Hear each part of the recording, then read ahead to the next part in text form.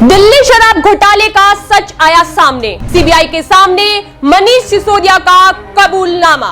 मैंने सबूत मिटाने के लिए तोड़े थे आईफोन। सीबीआई और ईडी के सामने गिड़गिड़ा रहे सिसोदिया। मनीष सिसोदिया को क्या बचा पाएंगे केजरीवाल?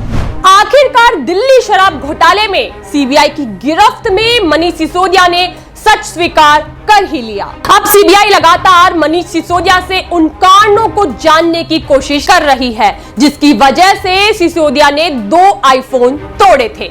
वहीं सीबीआई ने टूटे हुए फोन्स का डाटा iCloud के जरिए रिकवर कर लिया है। उन फोन्स की पूरी व्हाट्सएप चैट सीबीआई और ईडी के हाथ लग गई है। दरअसल बार बार मनीष सिसोदिया की जमानत याचिका कोर्ट में लगाई जाती है।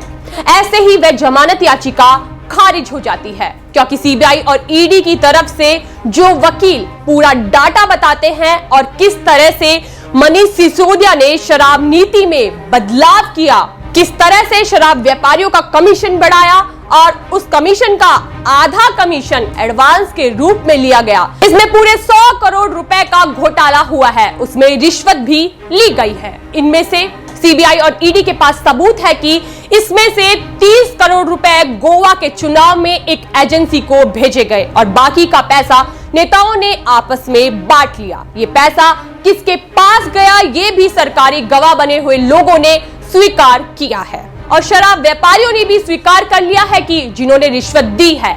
इस मामले में 15 लोगों पर एफआईआर दर्ज की गई है जिसमें से 9 लोगों को गिरफ्तार पहले ही किया जा चुका है। सीबीआई और ईडी की गिरफ्त में आबकारी आयुक्त, उपायुक्त और कई आला अधिकारी भी शामिल हैं। वहीं गिरफ्त में दिनेश अरोड़ा और आबकारी सचिव सरकारी गवाह बन गए हैं। उन्होंने सीबीआई को सारी जानकारी दे दी है।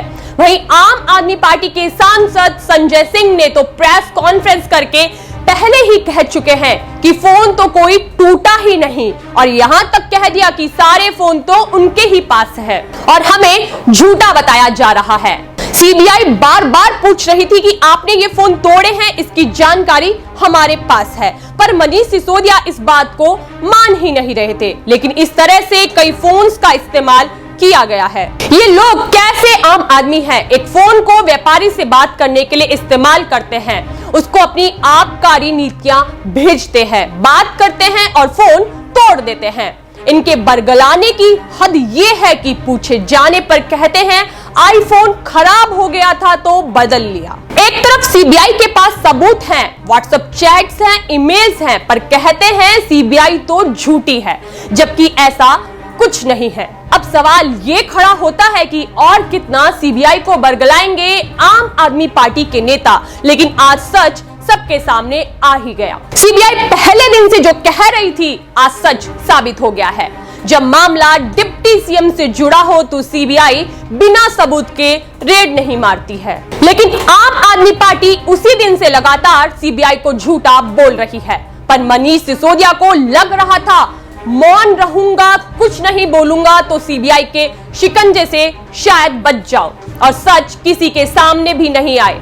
लेकिन मनीष सिसोदिया को मालूम हो गया कि अब कुछ नहीं हो सकता, अब सच स्वीकार करना ही पड़ेगा। जेल में रहेंगे तो जेल जैसा ही ट्रीटमेंट मिलेगा, न कि 5 स्टार होटल जैसा। शायद वो भूल गए कि प्रदेश में भले ही आपकी सरकार हो, लेकिन केंद्र में मोदी सरकार है और वह घोटालेबाजों को सजा देगी, चाहे फिर वह मनीष सिसोदिया हो या फिर कोई और। खैर, मनीष सिसोदिया आज तक बीजेपी हमें परेशान करने का आरोप लगाते रहे, लेकिन आज जनता के सामने सच आ ही गया।